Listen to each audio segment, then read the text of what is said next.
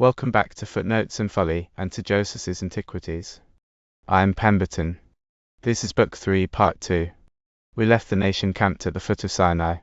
Now the mountain smokes and thunders, the people are worn back, and Moses goes up alone into the cloud.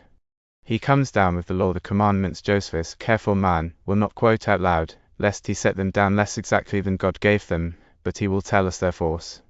Then the long, patient, loving description begins. The tabernacle itself, that portable temple of curtains and gold and acacia wood, with its court and its veil, its golden lampstand and its table and its ark, and the vestments of the men who would serve in it, the linen, the blue robe hung with bells and pomegranates, the jewel breastplate, the golden plate upon the high priest's brow.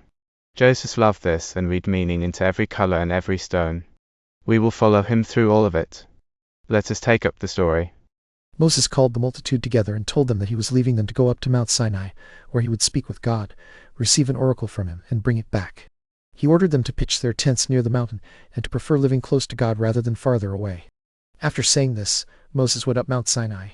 It is the highest of all the mountains in that country, and it is very difficult for men to climb, not only because of its great height, but also because of the sharpness of its cliffs. Indeed, it could hardly be looked at without pain to the eyes. It was also considered terrible and inaccessible because of the report that God dwelt there. The Hebrews moved their tents as Moses had commanded, and took possession of the lower parts of the mountain. Their spirits were lifted by the expectation that Moses would return from God with promises of the good things he had proposed to them. So they feasted while waiting for their leader. They kept themselves pure in other respects, and for 3 days they did not have relations with their wives, as Moses had previously ordered. They prayed that God would receive Moses favorably when he spoke with him, and that he would give them some gift by which they might live well. They also ate more plentifully than usual, and dressed their wives and children in clothing more ornamental and decent than what they commonly wore. They spent 2 days in this manner of feasting. But on the 3rd day, before sunrise, a cloud unlike any they had ever seen spread over the whole camp of the Hebrews and surrounded the place where they had pitched their tents. Though all the rest of the air was clear, strong winds came, bringing heavy showers of rain that turned into a mighty tempest. There was also lightning so terrible that those who saw it were afraid. Thunder and thunderbolts came down and declared that God was present there, graciously disposed toward those for whom Moses desired his favor. On these matters, each of my readers may think as he pleases, but I must relate the history as it is described in the sacred books. The sight and the astonishing sound that reached their ears disturbed the Hebrews beyond measure, because these things were not what they were accustomed to. The report that God often visited that mountain also greatly astonished their minds. They remained sorrowfully inside their tents, supposing both that Moses had been destroyed by the divine wrath, and that the same destruction was about to fall on themselves. While they were in this fear, Moses appeared, joyful and greatly exalted. When they saw him, they were freed from fear and allowed themselves more hopeful expectations about what was to come. At Moses' appearance, the air also became clear and pure, free from its former disturbances. Moses then called the people together into a congregation, so that they might hear what God would say to them. When they had assembled, he stood on a height from which they could all hear him. God has received me graciously, O Hebrews, as he has done before. He has proposed to you a happy way of living and an order for civil government, and he is now present in the camp. Therefore I charge you, for his sake, for the sake of his works, and for the sake of what we have accomplished by his power, not to think lightly of what I am about to say merely because the commands are being delivered by me, or because it is a human tongue that speaks them to you.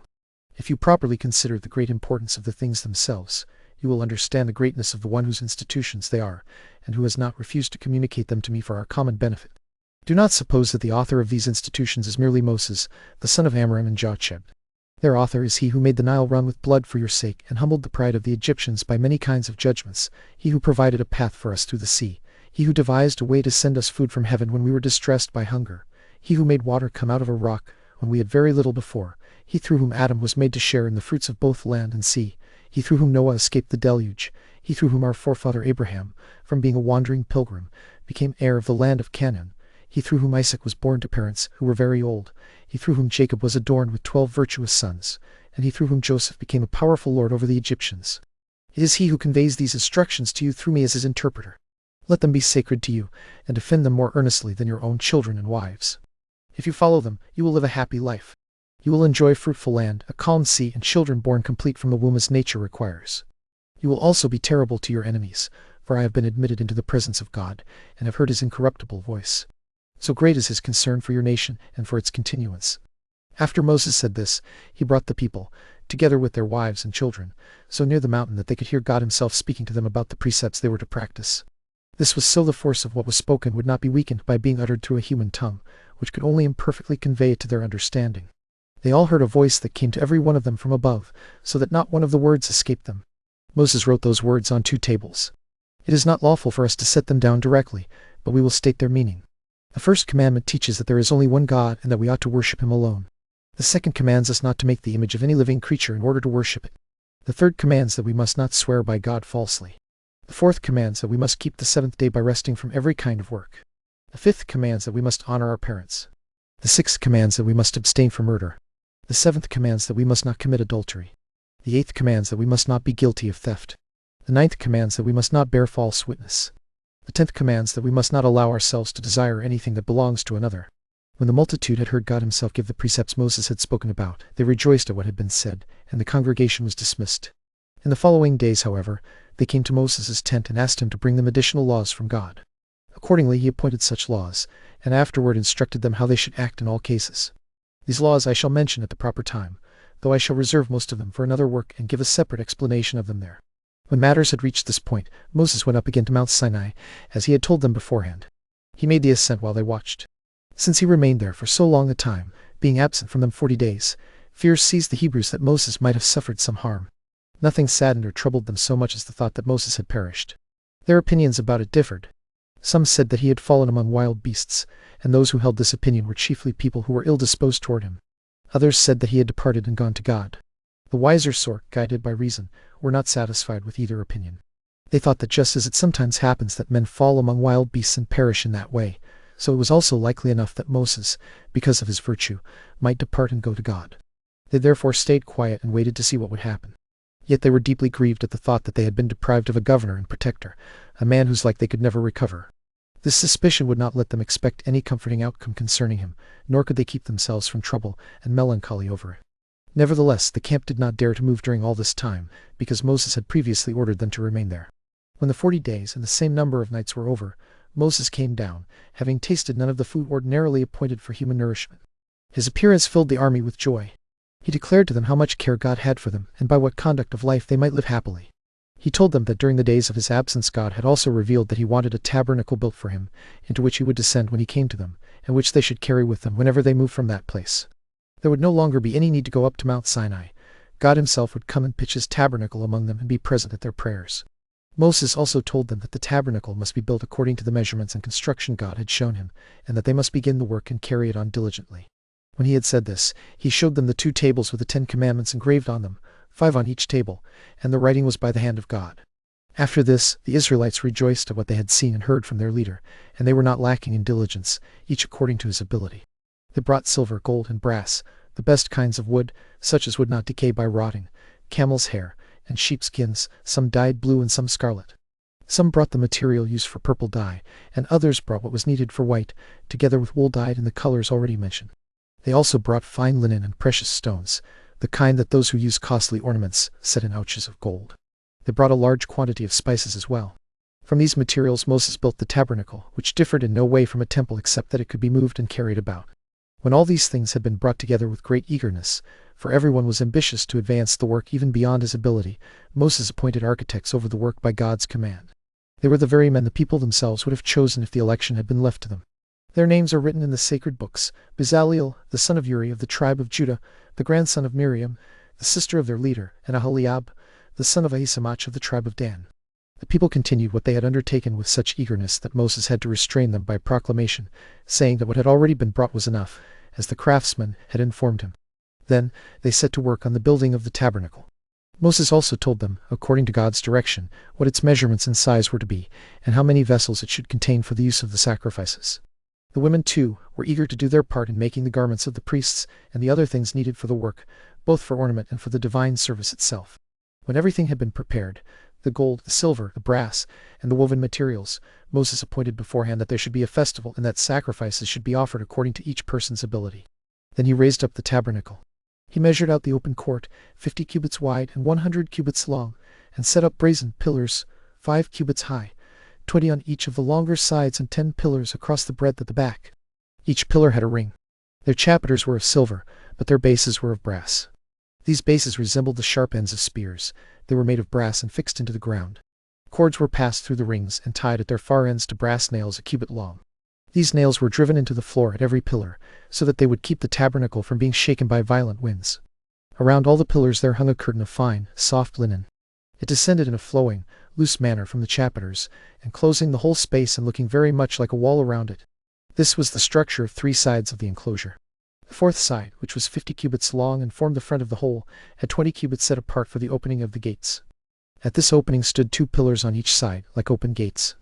These pillars were made entirely of polished silver all over, except for their bases, which were of brass. On each side of the gates stood 3 pillars, inserted into the hollow bases of the gates and fitted to them. Around these also a curtain of fine linen was drawn. But for the gates themselves, which were 20 cubits wide and 5 cubits high, the curtain was made of purple, scarlet, blue, and fine linen, embroidered with many different kinds of figures, except the figures of animals. Within these gates stood the brazen laver for purification, with a basin of the same material beneath it, from which the priests could wash their hands and sprinkle their feet. This was the ornamental construction of the enclosure around the court of the tabernacle, which stood open to the air. As for the tabernacle itself, Moses placed it in the middle of that court, with its front facing east, so that when the sun rose it might send its first rays upon it.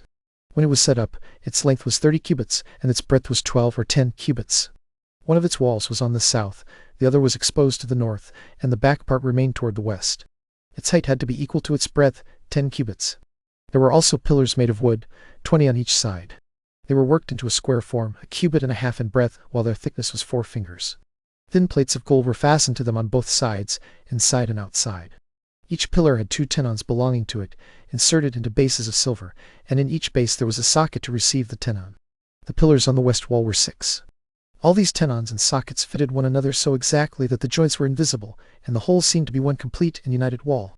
It was covered with gold both within and without. The number of pillars was equal on the opposite sides, 20 on each side, and each pillar had the third part of a span in thickness, so that the full 30 cubits were made up between them. But at the back wall, where the 6 pillars together made only 9 cubits, they made 2 other pillars, cut out of 1 cubit, and placed them in the corners, making them as finely finished as the rest. Each pillar had rings of gold fastened to its outward front, as if the rings had taken root in the pillars, and they stood in rows opposite one another all around. Through these rings were inserted bars gilded with gold, each 5 cubits long. These bars bound the pillars together, the end of one bar running into another, like one tenon fitted into another. For the back wall there was only 1 row of bars passing through all the pillars, and into that row ran the ends of the bars from each of the longer walls. The male and female joints were so fastened together that they held the whole structure firmly. For this reason everything was joined so tightly that the tabernacle could not be shaken either by winds or by any other means, but would remain constantly steady and unmoved. Inside, Moses divided its length into 3 parts. At a distance of 10 cubits from the most secret end, he placed 4 pillars, made with the same workmanship as the rest and standing on similar bases, each a little distance from the next. The room within those pillars was the most holy place. The remaining space was the tabernacle, open to the priests. This proportion in the measurements of the tabernacle was an imitation of the order of the world. The third part within the 4 pillars, where the priests were not allowed to enter, was like a heaven belonging peculiarly to God. The space of 20 cubits was like the sea and the land on which men live, and so this part belonged only to the priests. At the front, where the entrance was made, they placed 7 pillars of gold standing on bases of brass. They then spread over the tabernacle veils of fine linen, purple, blue, and scarlet colors, embroidered. The first veil was 10 cubits every way, and they spread it over the pillars that divided the temple, keeping the most holy place hidden inside. This veil made that part invisible to everyone. The whole temple was called the holy place, but the part inside the 4 pillars, where no one was admitted, was called the Holy of Holies. This veil was very ornamental, and was embroidered with all kinds of flowers that the earth produces. Every kind of variety that could serve as an ornament was woven into it, except the forms of animals. There was another veil covering the 5 pillars at the entrance. It was like the former veil in size, texture, and color. At the corner of every pillar, a ring held it from the top downward through half the depth of the pillars, while the other half left an entrance for the priests, who passed under it. Over this there was a linen veil of the same size as the former. It could be drawn one way or the other by cords. Rings fixed both to the texture of the veil and to the cords served for drawing the veil open and closed, and for fastening it at the corner, so that it would not obstruct the view of the sanctuary, especially on solemn days. On other days, and especially when the weather tended towards snow, it could be spread out and serve as a covering for the many-colored veil. From this came our custom, after the temple was built, of having a fine linen veil drawn over the entrances. And other curtains were 4 cubits wide and 28 cubits long. They had golden clasps so that one curtain could be joined to another, and this was done so exactly that they seemed to be one entire curtain. These were spread over the temple and covered the whole top and parts of the walls on the sides and back, reaching to within 1 cubit of the ground. There were other curtains of the same breadth as these, but one more in number and longer, for they were 30 cubits long. These were woven of hair with the same fineness as the woolen ones, and they were extended loosely down to the ground, forming at the gates the appearance of a triangular front and elevation. The 11th curtain was used for this very purpose. Above these were other curtains made of skins, which gave covering and protection to the woven curtains both in hot weather and when it rained. Those who viewed these curtains from a distance were greatly surprised, because they seemed not to differ at all from the color of the sky. The curtains made of hair and skins reached down in the same way as the veil at the gates, keeping off the heat of the sun and any damage the rains might cause. In this manner the tabernacle was raised. There was also an ark made sacred to God, of wood that was naturally strong and could not decay. In our language it was called Aran. Its construction was as follows. Its length was 5 spans, and its breadth and height were each 3 spans. It was covered all over with gold, both inside and outside, so that none of the wood could be seen. It also had a cover joined to it by golden hinges in a wonderful manner. This cover fitted it evenly in every part and had no projections to obstruct its exact joining. There were 2 golden rings attached to each of the longer boards, passing through the whole wood, and through them gilded bars ran along each board, so that the ark could be moved and carried about whenever necessary. It was not drawn in a cart by beasts of burden, but borne on the shoulders of the priests. On its cover were 2 images that the Hebrews call cherubims. They are flying creatures, but their form is not like that of any creatures seen by men, though Moses said that he had seen such beings near the throne of God. In this ark Moses placed the 2 tables on which the 10 commandments were written, 5 on each table, and 2.5 on each side of them. He placed this ark in the most holy place. In the holy place Moses placed a table like those at Delphi. Its length was 2 cubits, its breadth 1 cubit, and its height 3 spans. It also had feet. The lower half of the feet were complete feet, resembling those that the Dorians put on their bedsteads, while the upper parts toward the table were worked into a square form. The table had a hollow toward every side, with a ledge 4 fingers deep going around it like a spiral, both on the upper and lower part of the body of the work. Into each foot a ring was also inserted, not far from the cover. Through these rings passed bars of wood underneath, gilded, which could be taken out when needed, since there was a cavity where the bars were joined to the rings. The rings were not complete circles. Before they came all the way around, they ended in sharp points, one of which was inserted into the projecting part of the table, and the other into the foot. By these the table was carried when they journeyed. On this table, which was placed on the north side of the temple, not far from the most holy place, were laid 12 unleavened loaves of bread, 6 in each stack, one above another.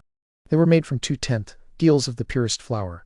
This tenth deal, an omer, is a Hebrew measure containing 7 Athenian codalo. Above these loaves were placed 2 vials full of frankincense. After 7 days, on the day we call the Sabbath, other loaves were brought in their place, for we call the 7th day the Sabbath. The reason for setting these loaves there will be explained elsewhere. Opposite this table, near the southern wall, stood a candlestick of cast gold, hollow within, weighing 100 pounds. The Hebrews call this weight chincheres, which, when translated into Greek, means a talent. It was made with its knops, lilies, pomegranates, and bowls, 70 ornaments in all. From one base the shaft rose upward and spread into as many branches as there are planets, counting the sun among them. It ended in 7 heads, arranged in one row and all standing parallel to one another. These branches carried 7 lamps, one on each branch, in imitation of the number of the planets. The lamps faced east and south, because the candlestick was set obliquely. Between this candlestick and the table, which, as has been said, were inside the sanctuary, stood the altar of incense. It was made of wood, the same incorruptible wood from which the earlier vessels were made, and it was entirely covered over with a golden plate. Its breadth on each side was a cubit, and its height was double that. On it was a golden grate projecting above the altar, and it had a golden crown surrounding it. Rings and bars belonged to it, by which the priests carried it when they journeyed. Before this tabernacle a brazen altar was raised. Inside it was made of wood, 5 cubits by measure on each side, but only 3 cubits high, and it was adorned with brass plates as bright as gold. It also had a brazen hearth of network, for the ground underneath received the fire from the hearth, since the altar had no base to receive it. Near this altar lay the basins, vials, censers, and cauldrons made of gold. The other vessels made for the use of the sacrifices were all of brass. Such was the construction of the tabernacle, and such were the vessels belonging to it. Special garments were appointed for the priests and for the others who served with them. These are called kohano, meaning priestly garments. There were also garments for the high priests, called kahano rabbi, meaning the high priest's garments. The clothing of the ordinary priests was as follows. When a priest approached the sacrifices, he first purified himself with the purification prescribed by the law. Then he put on what is called machines, a word meaning something tightly fastened. This was a girdle made of fine twined linen and worn around the private parts. The feet were inserted into it like breeches, but more than half of it was cut off. It ended at the thighs, and was tied there firmly. Over this the priest wore a linen vestment made of doubled fine flax. It is called chethon, which means linen, for linen is called chethon among us. This garment reached down to the feet, fitted closely to the body, and had sleeves tied firmly to the arms. It was girded at the breast, a little above the elbows, by a belt that went around many times. The belt was 4 fingers broad, but woven so loosely that one might think it was the skin of a serpent. It was embroidered with flowers of scarlet, purple, blue, and fine twined linen, though the warp itself was only fine linen. The wrapping of the belt began at the breast. After it had gone around many times, it was tied there and hung loosely down to the ankles. This was its position whenever the priest was not engaged in any laborious service, because in that position it appeared most pleasing to those who saw it. But when the priest had to assist in offering sacrifices and perform the appointed service, he threw it to the left and carried it on his shoulder, so that its movement would not hinder his work. Moses calls this belt Albanath, but we have learned from the Babylonians to call it Amia, for that is what they call it. This vestment had no loose or hollow parts anywhere in it, but only a narrow opening around the neck. It was tied with certain strings, hanging down from the edge over the breast and back, and fastened above each shoulder. It is called massabazines. On his head the priest wore a cap. It was not shaped like a cone, nor did it encircle the whole head, but it covered more than half of it. This cap is called masnimths. Its construction made it look like a crown, for it was made of thick bands, though its fabric was linen. It was doubled around many times and sewn together. In addition, a piece of fine linen covered the whole cap from the top and reached down to the forehead, hiding the seams of the bands, which would otherwise have appeared indecent. It fit closely on the solid part of the head, and was so firmly fixed there that it would not fall off during the sacred service connected with the sacrifices. This, then, is the clothing of the priests in general. The high priest was adorned with all the garments already described, without omitting any of them. Over these he put on a blue vestment. This too was a long robe reaching to the feet. In our language it is called mir. It was tied around with a girdle embroidered with the same colors and flowers as the former one, with gold interwoven among them. From the bottom of this garment hung fringes shaped and colored like pomegranates, together with golden bells arranged by a skillful and beautiful design. Between 2 bells hung a pomegranate, and between 2 pomegranates hung a bell. This robe was not made of 2 pieces, nor sewn together at the shoulders and sides. It was one long woven garment with an opening for the neck, not cut obliquely, but parted all along the breast and the back. A border was sewn to it so that the opening would not look indecent. It was also parted where the hands were to come out. Besides these garments, the high priest put on a third garment called the ephod, which resembles the Greek eponymous. It was made in this way. It was woven to the depth of a cubit, in many colors, with gold mixed in, and embroidered, but it left the middle of the breast uncovered.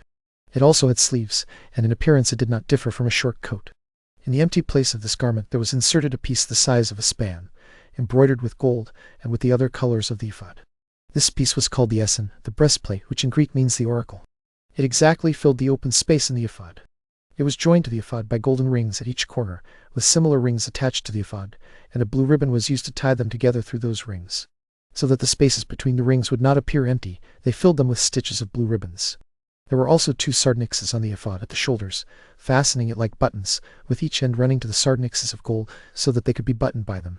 On these stones were engraved the names of the sons of Jacob, in our own country's letters, and in our own tongue, 6 names on each stone, 1 on each side, with the names of the elder sons on the right shoulder. There were also 12 stones on the breastplate, remarkable for size and beauty, an ornament too valuable for men to purchase. These stones stood in 3 rows, 4 in each row. They were inserted into the breastplate itself and set in ouches of gold, which were themselves inserted into the breastplate, and were made so that the stones could not fall out.